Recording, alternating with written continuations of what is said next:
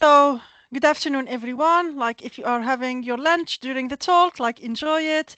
So, I'm very glad to introduce my colleague today to this ACE AI and Data series of seminar. So, Chris Freeman, he's professor in the School of Electronics and Computer Science at the University of Southampton, and Chris have very extensive research like experience working on the development and application and assessment of iterative learning, repetitive and adaptive controllers for both biomedical and industrial like application. He has really contributed like over the last 15 years to develop like some healthcare technologies combining robotics, electrical stimulation and control theory to enable people with upper limb impairment to perform functional tasks.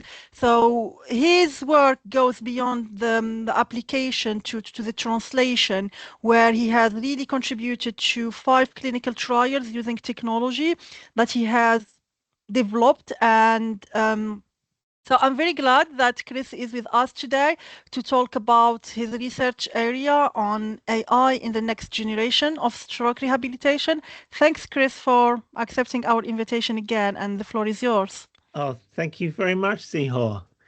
Um, that's a very kind introduction. Yeah, this is quite a large sort of area, and I'm going to try and encompass quite a journey for the last 20 years. There's quite a lot of control in this journey, but I think the main things is the future and how much work there still is to be done, and how a lot of it probably will involve some form of AI. So there's hopefully a lot of open questions that this talk might lead to. I'm just going to turn off the sound so I don't surprise you all with video sound effects.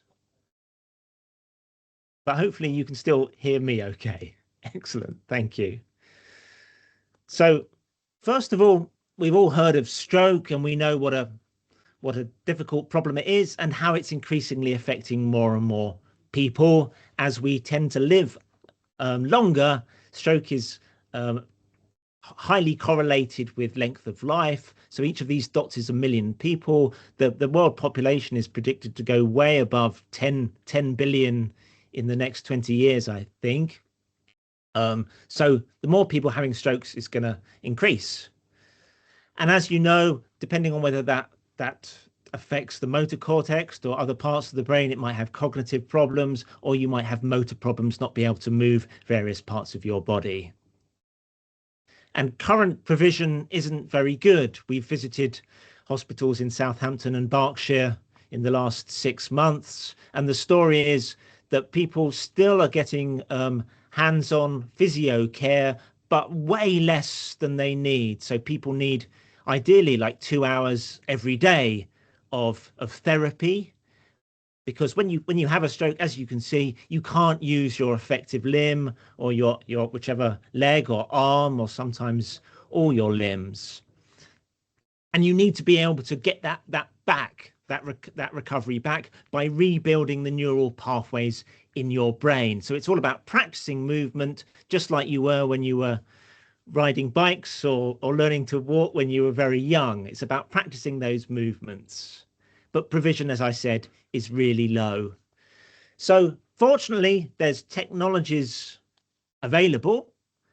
So this was a survey we did at Southampton a few years ago, looking at what technologies are available. There's things like robots that you'd expect to be there, but some private medical, there's increasing numbers of private stroke clinics appearing in recent years as the NHS struggles to combat this need, but they're still not very widely used. It's still mainly physios, but technologies like electrical stimulation, even VR, just giving you a motivating environment to practice movements, or simple mechanical devices like splints, or simple sensory devices like EMG that measures muscle activity, or EEG that measures brainwave activity. They can help encourage this movement and give you feedback. But this thing, electrical stimulation, is probably what we're going to be focusing most on today, or on the next hour anyway, because that's the most popular. It's also the cheapest, And you've probably, a lot of people have seen this. You can buy kind of simple units for pain relief or even for building muscles in Boots or down the high street or on AliExpress. You have to be a little bit careful where you buy these from for obvious regulatory reasons, but they kind of look like this. They're like sticky. You put them on your muscles, it applies electricity and it contracts the muscles.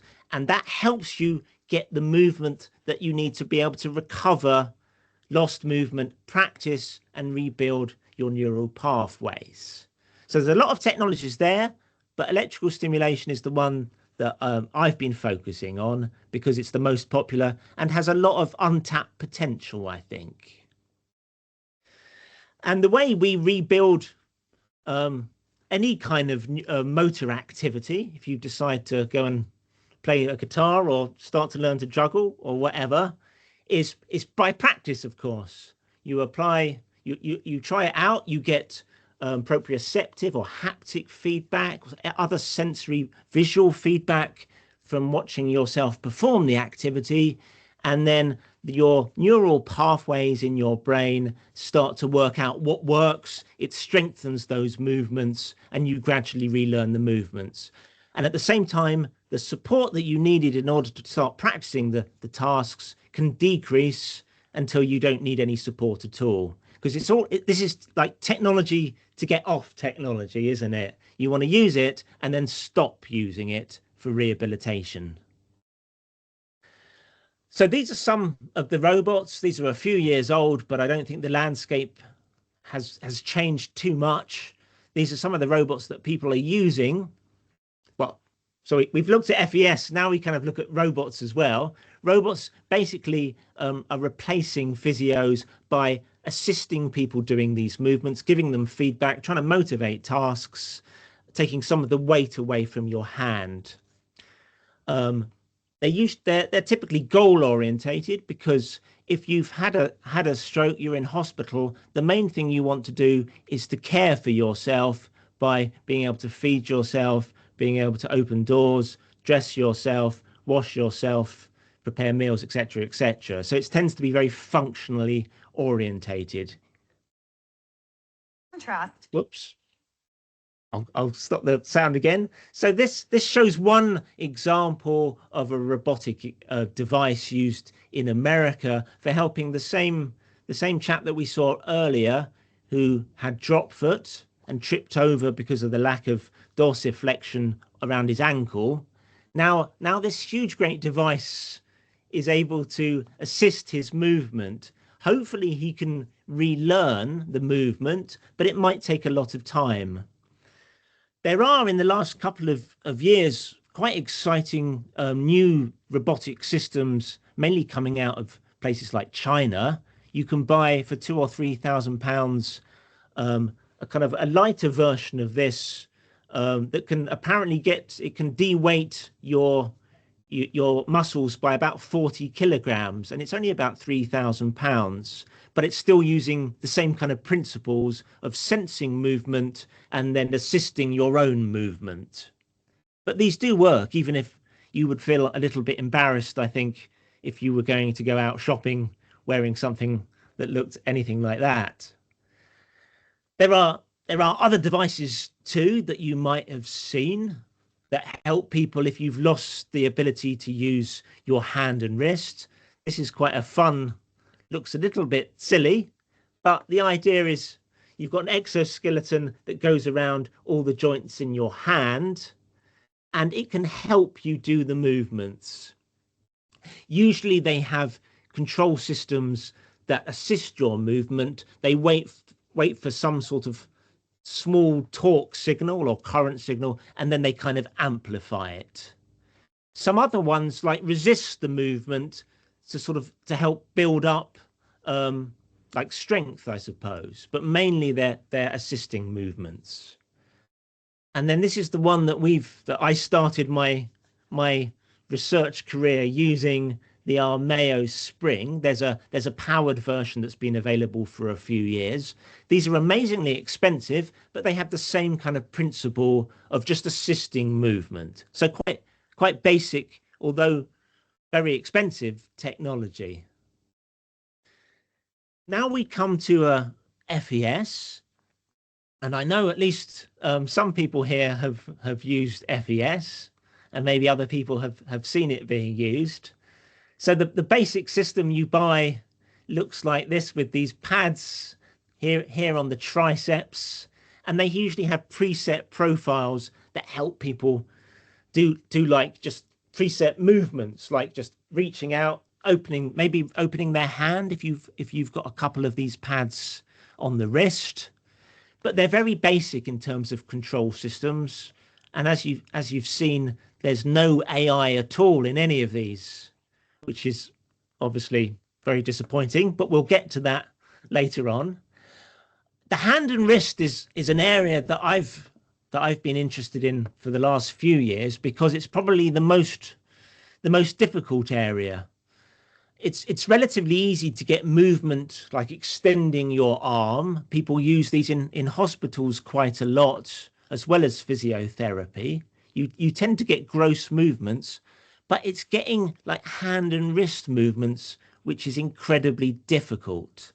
So there's devices like this one in the middle here from Bioness, where you have pads which are positioned over like the wrist extensors and finger extensors. You work with a physio to preset the movements, and you can then do the movements you need to do a sort of simple open hand kind of grasp. This is sometimes used by people who've had a stroke for recovery, but it can also be used by people who've had a spinal cord injury who don't have any movement at all, and it's more like an orthosis. So they'd have to use it like forever. There are more sophisticated forms, there's different forms, I should say, of FES. These are cuff electrodes which go around the nerve, so you can have more targeted stimulation to the various muscles. And then these are called bions, which get implanted within the muscle fibers, and then they're activated by an electric field. So obviously it's way more invasive, much more expensive, more uncomfortable for the patient, but it has more precise control, so you can get more precise muscle activity. Whoops. It scares me when the sound starts playing. So this is an example of how effective FES can be. Well, not this part. This part is showing someone with drop foot, and they can't move their ankle. But you can buy something like this for £2,000 or £3,000, still quite expensive. But this is a drop foot stimulator, and it works by having a little push button that you put in your shoe, and when it senses heel strike, it will then activate the stimulation that is to the dorsiflexion muscle in your ankle, and then it prevents you from then tripping over your own ankle. So I know it looks unlikely that this guy is about to tap dance or do something more complicated, but he's really pleased because he's not tripping over his own foot. He's able to walk. So this is something that Oddstock Medical and other companies fit a lot of. Oddstock's based in Salisbury and is the leading manufacturer of these devices in the UK. So it can be very effective, even though it's very simple control systems. This is the one I was talking about, the Bioness. This is basically open loop, or it's triggered by an impulse from this control unit. So it just does the movement. So that's the sort of background. That's what's commercially available. But as a control engineer, well, this is setting me back a few years.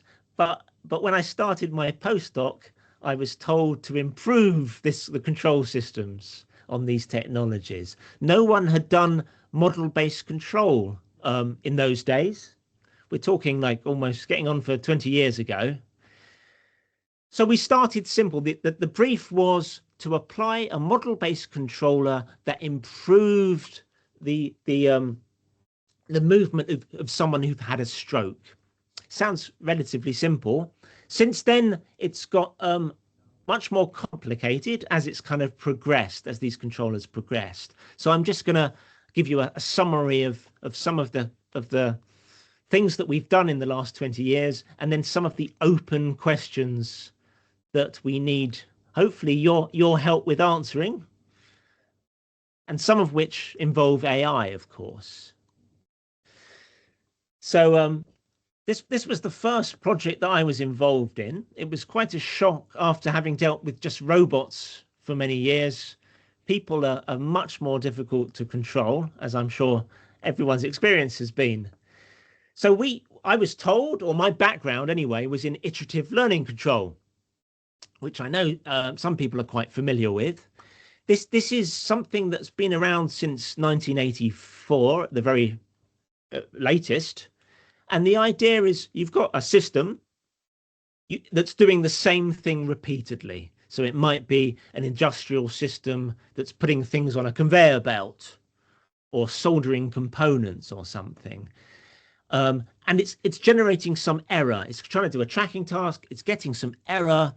And the idea is, what is the simplest thing you can do to change the input in order to bring the error down? Ideally, you don't want to have to use lots of model information because sometimes that's difficult to get. Or maybe your control thing because maybe it's sitting in a large factory, for example. So that's the system. But in our case, the system here is really Kathleen, and it's her arm that we want to control. So I started quite simply by putting electrodes on the tricep muscles to make her arm extend. Usually people who've had a stroke, their arm is like curled inwards. The bicep is kind of hyperactive, whereas the muscle that draws your arm out tends to get weaker, and that's the one you need to control. So already the task has sort of constraints attached to it, doesn't it? That means we had a planar task, and to stop Kathleen's arm just sort of dragging along the table, I had to produce a robot that could also stabilize her arm. So that added quite a lot of complexity to the setup. This is the robot. It has to have a task. So when we do movement, generally, unless you're a bit strange, you don't really have a dot to follow when you do a movement. So we had to create a task using a projector that showed someone a kind of movement to do in order for us to then help control the movement. Because I'm from a robotics and control background, the first thing I thought we needed to do was to work out if model-based control was worthwhile. All the data that you need in order to produce a model, as you know, takes a long time to get. Is it worthwhile, or can we just guess, or can we use some sort of automated PC program to do it for us? So this is the model that we've got. It's got the robotic model. So I've got a feedback controller here as well, just to do maybe a basic PD controller to do like baseline following of the trajectory. And then this is the update using iterative learning control, where we're using error to correct the stimulation signal in order to reduce the error. This is the form of the update. The update signal is a trial. It's attempt k plus 1 is equal to the previous input signal at attempt k plus some operator that depends on the error. So that's the typical ILC update that you get. So I designed these controllers. I used the simplest ones that I could think of, modeling the arm as a sort of robot. This is Malcolm, who was one of our first volunteers. He's had a stroke. He's trying to do this task, but as you can see, he just can't use his arm very well at all. We've got stimulation applied to the triceps, and he came in every week to practice these movements and have an ILC controller apply stimulation to his triceps. And as you can see, with stimulation, he was able to follow this dot pretty accurately. He was like about less than a centimetre off it as it went around. So we were pretty pleased with this. Like fairly simple controllers worked well in just controlling one single joint angle. At the time, I was working with physios. This was quite a very multidisciplinary project. It was all about what the patient needs, not what the engineer needs, which made it more difficult, but it made the outcomes much more real, much more useful. So we had 5 participants who undertook between 18 and 25 treatment sessions where they came along, we applied our controllers, and then at the beginning and the end of the session, they had to do the task without any help. So we're hoping that they're relearning the movement, but then they're on their own. Hopefully they've relearned it, and we test whether they can do it themselves without any help. So this is what this graph shows. It shows that most of the people who'd had a stroke, once they'd undergone this treatment, they were relearning the movement quite well. So the error from being about 10 centimeters at the start went down to 1 centimeters. And this is without any control. In terms of the actual controller, that's shown on the upper right hand side here. That's showing the accuracy when you're applying your controller, which obviously stays high because ILC is working pretty well. So we were really pleased by these results. They were even though it seems like quite a simple controller now, it was much better than the basic controllers that other people were using clinically and even in research. So that motivated us making the problem harder, but also more useful for stroke patients. So I built another system, this time doing 3D tasks. So this is an Armeo. It's only the basic spring model. And that helps someone move their arms without the massive weight of your arms. I know our arms don't feel very heavy, but if you have got no muscle movement at all, your arm is quite a few kilograms of dead weight. So you soon get tired if you don't have much muscle ability. So this holds the arm in a stationary kind of position, and then we're applying stimulation to the anterior deltoid, so to the shoulder, and to the triceps as well, just in order to do an open arm kind of movement. Obviously, you need your trusty control system in your large box over here. You need a task to give the patient, because it's still that you still need a trajectory to follow, which is kind of a bit unusual, isn't it? Because we're not used to having trajectories to follow. I was really keen to work out whether a model-based controller was needed. There are a whole bunch of different ILC controllers. Well, there's several hundred ILC controllers to choose from. So I wanted to see whether a model-based one was better than a simple model-free controller. So I produced a model of this system, which is quite a complicated system, really, because the joints that the robot has don't exactly align with the joints that the human arm has. We have more constraints because our elbow only goes around a certain single axis, whereas this can go around 2 axes. Anyway, I'm reminiscing now.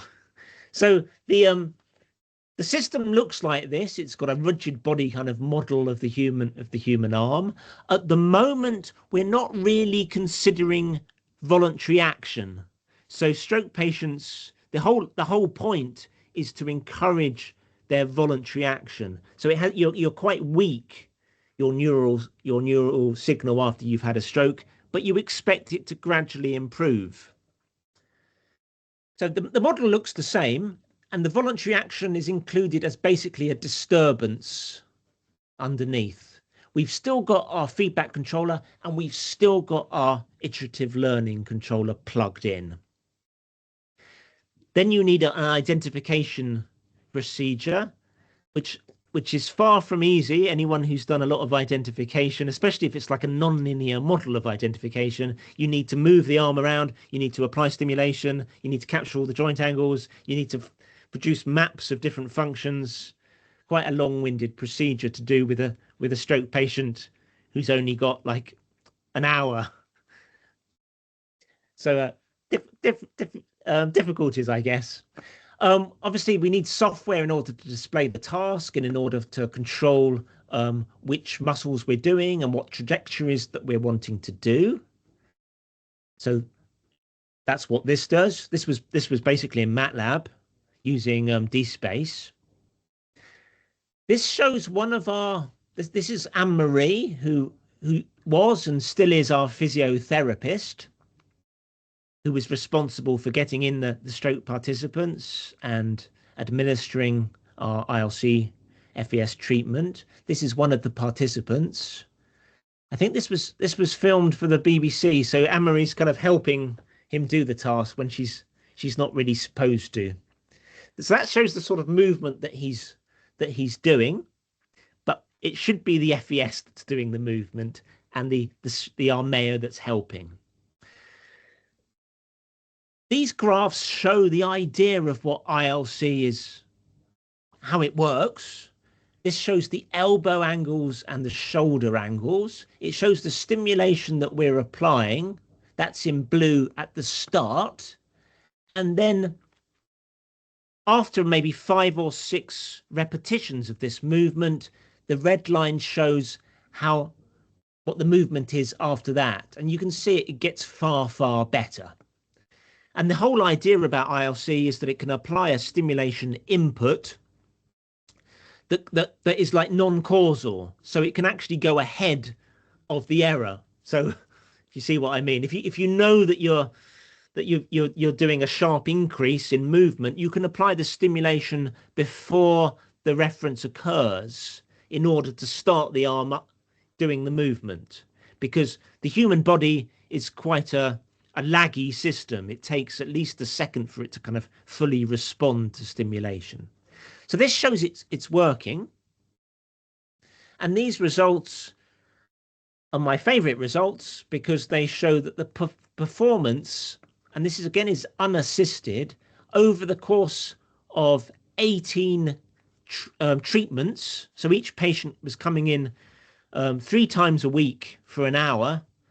And over the course of 18 sessions, so like 6 weeks, they were improving in performance. Here, 1 is like perfect performance. 0 is like not really doing anything. And less than 0 means you're sort of making it worse. Or they're doing worse than doing nothing, basically. So this shows they are improving, which was a wonderful result. This is kind of a best fit line. Obviously, being humans and not robots, you tend to have good days and bad days. So you don't have like a monotonic improvement, but there's a general positive trend. So that inspired our next system, which was adding the hand and wrist function, which I think is the difficult part, the part where there's still quite a lot of open questions that we need new approaches in order to solve. This is like a touch table. We decided to get rid of the virtual reality part and make this as real a task as possible, which helps remove the cognitive gap that exists in a stroke patient's head. Because people who've had a stroke, basically they've damaged part of their brain, so there might be quite a cognitive gap in understanding what the task is and seeing something on the screen as opposed to real life. So this is much better. So this is someone who's attempting the very difficult task of brushing their teeth. And here we're using electrical stimulation. We've got the shoulder, we've got the triceps, and we've got the wrist. And we're using these wonderful electrode arrays. So electrode arrays are basically just a whole bunch of electrodes applied on like polycarbonate, like a thin layer of polycarbonate, a bit like this one, with some hydrogel over them, and basically you can be more precise about where you stimulate in the hand and wrist. We've got 2 cameras here. This was a few years ago, not that many, but a few. So we needed 2 cameras to capture the hand and wrist joint angles and also the arm joint angles. And we needed quite a complicated bit of electronics to do the multiplexing of the signals, because stimulation signals are like usually over 100 volts, but they're very short, like up to 300 microsecond duration, and the current's typically less than 10 milliamps for the upper limb. So it's not dangerous, but there's still high voltages. This was one of the first tests I ever did using an array. So arrays are still quite rare. It's difficult to buy them commercially, which I know seems a bit odd because they are capable of quite high resolution. So all that's happening here is that we're applying stimulation to each of these electrode positions and seeing what movement is produced. And if you've ever seen like an anatomical diagram of your wrist, you can see the many muscles that are involved in your wrist. Most of the muscles are in your wrist. There are a few muscles also in the hand as well, but most of them are in the wrist. So arrays have the ability of stimulating lots of different movements, but are very difficult to control. So that means if we're using like model-based control, we need a more complicated control system. The arrays we used were given to us by a company in Spain, and they had 24 elements.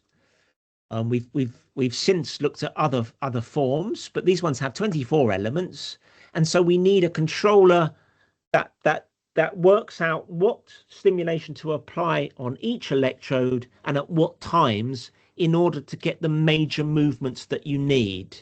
So if you think about your daily lives and what movements you're kind of doing, sometimes you need to push buttons.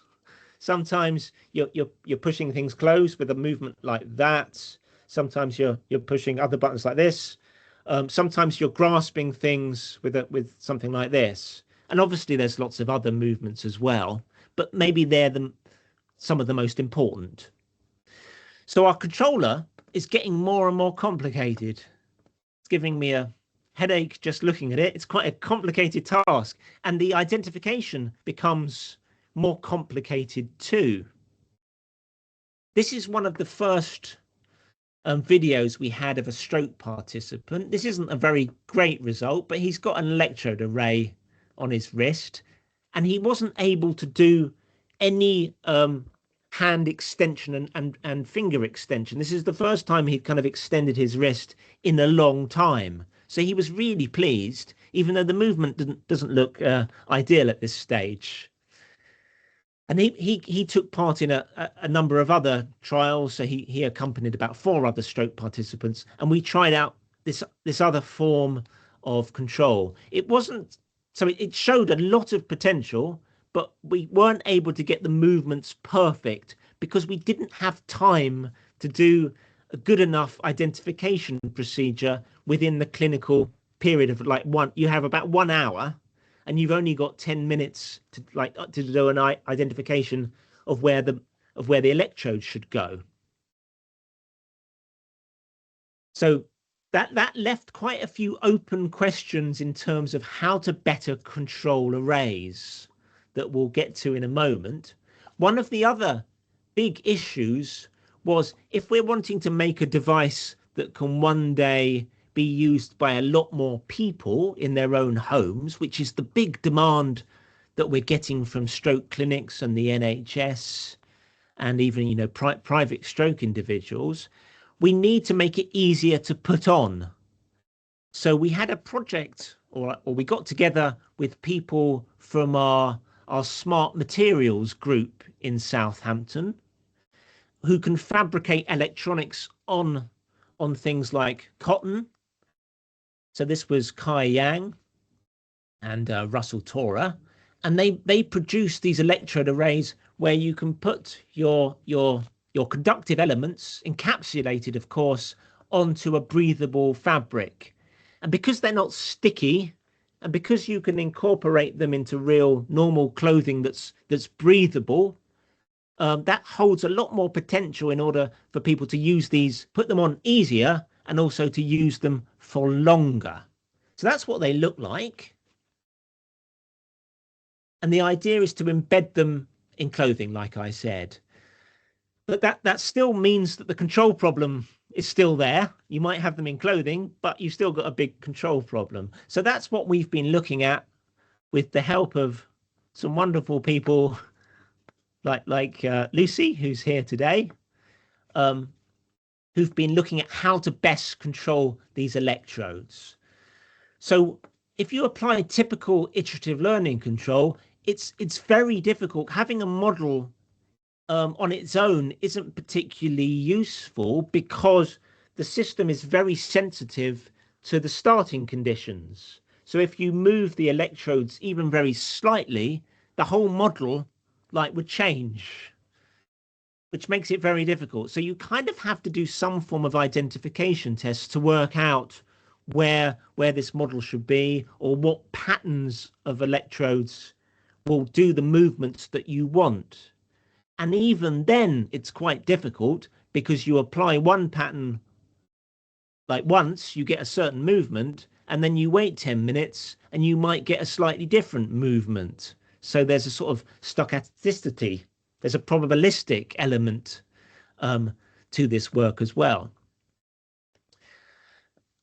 In terms of the equipment we need, this shows the sort of first version where we have a single movement sensor that captures. Fortunately, technology improved, and so we now have sensors that can capture the whole arm and all the muscles, all the joints in your hand and wrist. So things like this camera here, or the more recent Leap Motion and Leap Motion 2 cameras can do all that.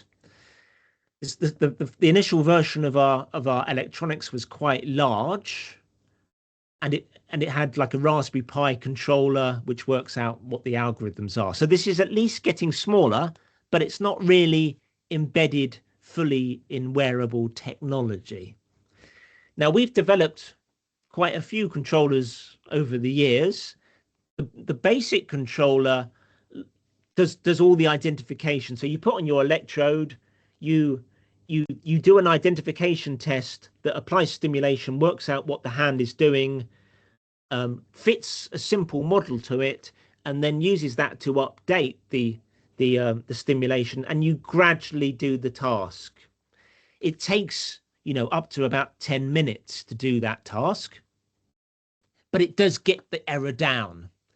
More recently, we've looked at fitting functions to the data that you've recorded. So these might be simple piecewise linear functions, or we've also done neural networks as well.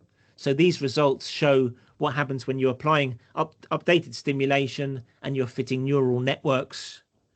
And you're using that information. So it might take you a long time to learn one task, but once you've got a sort of a static model of the task, you can then use that to be much faster in learning other trajectories without having to do as many identification tests. So these are still relatively simple methods, but they go a long way to making this faster. These three references are still like a pointing task, a gripping task, and an open hand kind of task. And people like Lucy's work is also looking at multiple models, and Zihor is involved in that as well, looking at multiple models in order to use structural information about the task and combine it with learning from experience. And in the near future, we're hoping to use things like reinforcement learning as well, although at the moment it's not quite obvious how to combine the two different methodologies together. So we might have to talk to Bing, who his expertise is in that area. So this shows Lucy hard at work, and also Ahmed as well, showing a version of this technology. So this is like a fully wearable version. Well, not quite fully wearable. It's not embedded in clothing. I'll just go back if you don't mind, just to show it again. So the electrodes are embedded in this little box that's attached to this kind of wrist sleeve. This shows the software that's capturing the movement, and that's the idea going forward, is embedding everything in a fully wearable device. But still, it's not fast enough. It still takes, several minutes in order to learn these different movements. So that's where I think AI has a real place there in order to make the controller work better, and also to provide information about the environment. So at the moment, we're just doing purely, we're doing movements that are sort of preset, like finger pointing, like gripping, etc. But we might want to do a broader range of tasks, maybe around people's own homes. So in that case, we need to contextualize these tasks. We want to help someone if they want to train while doing the washing up or while cooking. We want the system to know what the task is and to adapt the various trajectories in order to do a real functional task.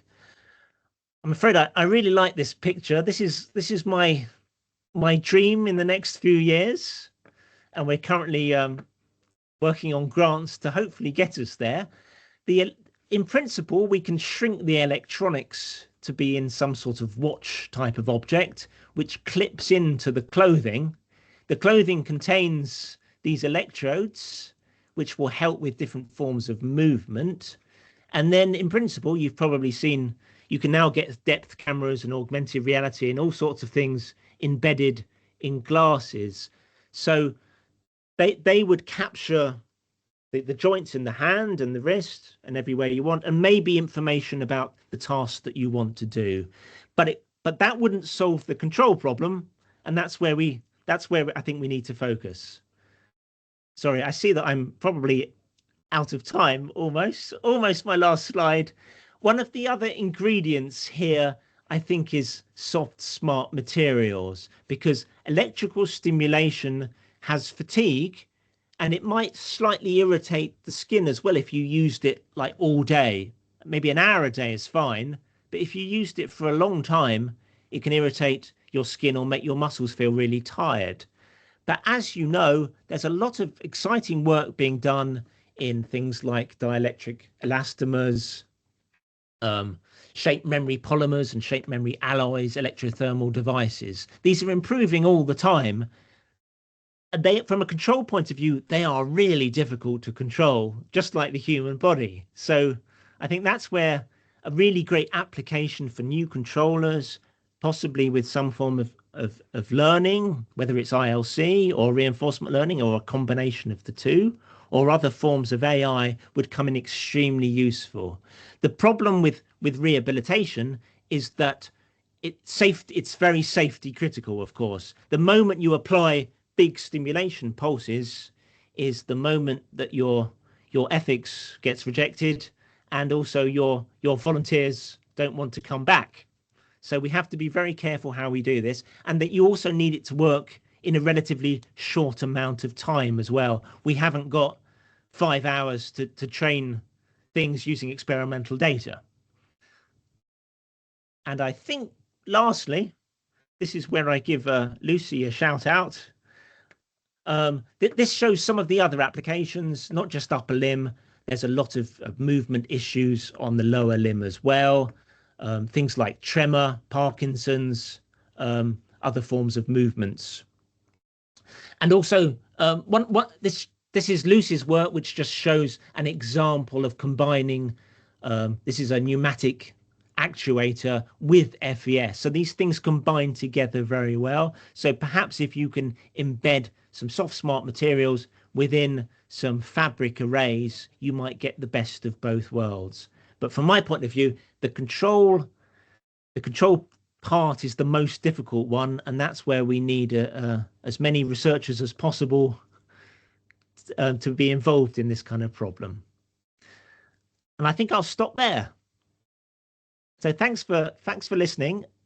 Thank you. Thanks a lot. And if there are any questions Thanks a lot, Chris, for this very insightful presentation. That was really great.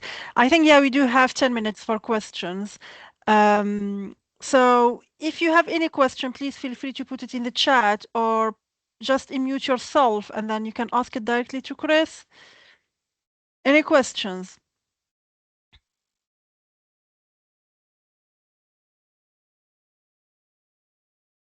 Or any ideas for Yeah. what controllers that you might see? At the moment, it is a very open area with people with ideas. One group from Imperial have used a form of reinforcement learning for both cycling and for very simple arm movement, but they didn't have hardly any experimental results, and it took ages to learn using very crude inputs. And one other group used a fuzzy recurrent neural network to do hand gestures, but again, it took an hour to apply training data, and a lot of it was just made of spikes. So patients are not going to like that. So it's a very much an open area. So that's like a good point, Chris, there. Like that's really one of the limitation of AI, like the way you have just said it now.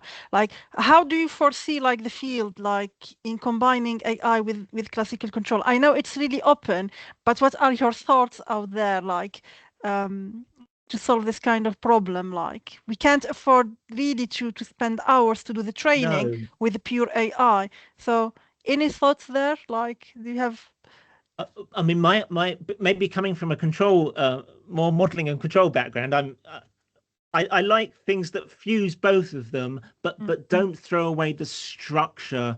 The human hand has a very defined structure. I think my arm is probably not too dissimilar than other people's arms here, but things that are just slightly in the wrong, they're slightly different dimensions.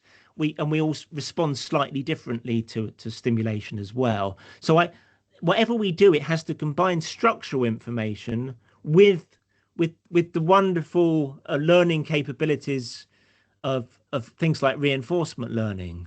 So it's a way of combining those two, but I'm not sure quite how to do it. yeah. Okay. Good. Thanks, Chris.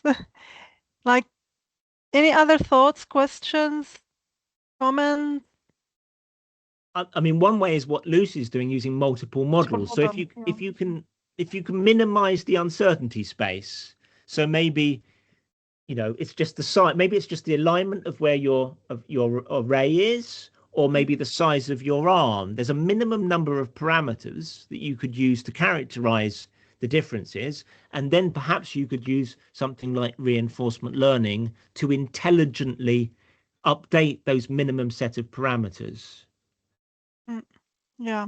I think, yeah, that's like, I think, yeah, that's really still model based, but I think it's really clever, idea on how can we switch to identify the uncertainty space. And I think it would be really helpful if we are thinking about having reinforcement learning combined to IRC. The idea of having multiple models or multiple learning algorithm. Good. Any other question? You do have like a couple of more minutes left. No? Or other ideas, because I mean, so this Yeah. is quite focused on rehabilitation, but as I said, ideally, there's over 1 million people who've had a stroke in the UK, but there's even more people who can't move, older people who might fall, a lot of people who have movement. I think I heard over 10 million people who had some form of movement issue. I know FES can't doesn't work for everybody, but a lot of people, it's not just about rehabilitation, it's also about orthotics, just general assistance, which makes it much more difficult, doesn't it? You need if you were using this outside to help you walk to the shops, you'd need a whole bunch of extra sensors, much cleverer AI, that well, maybe not much cleverer, but different forms of AI as well. So I think this encompasses quite a wider range of research, Definitely. but not much exists at the moment. If God forbid you had a stroke, you'd find that it's mainly a physio, and you get very little time in the hospital to recover until you're like an outpatient. You come back a couple of times a week. You have a small amount of practice. If you're lucky, you might get to use some very basic FES, but there's very little available. So I think any work in this area is really valuable. If anyone fancies I can't, sadly, I can't advertise postdocs at the moment, but maybe one day soon. Yeah. Good, good. Like another follow-up question, Chris. Like in terms of the technology, you said like for the like the multiplexer or like the FES, like it's really limited in terms of companies that are manufacturing that. Like any reason why? Like even though it has a lot of potential, like why it's not really widely manufactured like the single pads one? I think if you Google FES stimulators, there is quite a range. I mean, Uh-huh. a lot of them are from China, Okay. and some of them you're not allowed to import into this country. I know, if you put an FES stimulator in your suitcase and went to America, you are in danger of being seized at customs. And I think it's a lot to do with the stringent regulations. It needs to go through a lot of safety regulations, the medical device directives. It's unless you make a stimulator that's exactly the same as an existing stimulator, then that's fine. But if you try to do something different, and if you try to make a multi-electrode stimulator, there's a lot of hurdles to go through especially in the EU and America. One of these, a colleague of mine, William Holderbaum from Reading, his former postdoc, who's Chinese, went back to China and did start a company making. I think it's the only FES electrode that exists, but it was significantly easier to do it in China. I So I see. think it's regulations. Mm, So if you're considering a funding bid, you're going to have to put in a lot of money for testing and regulations. good. Thanks, Chris. Pays There is very a well. question, yeah. So is there a limit to the number of electrodes you use, or do you think machine learning could mean you can use a significantly larger array and enhance more accurate control? I mean, there's no limit at all.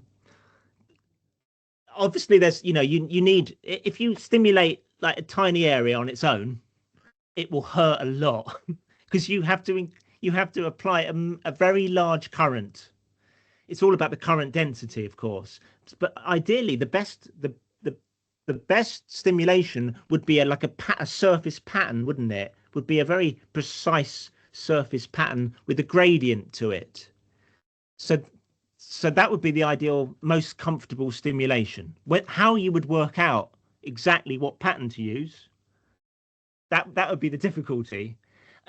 But sadly, as you can see, maybe you can't see from this, the routing increases massively with the resolution, and also the number of channels of stimulation would increase massively as well. So it'd be way more difficult to make it wearable.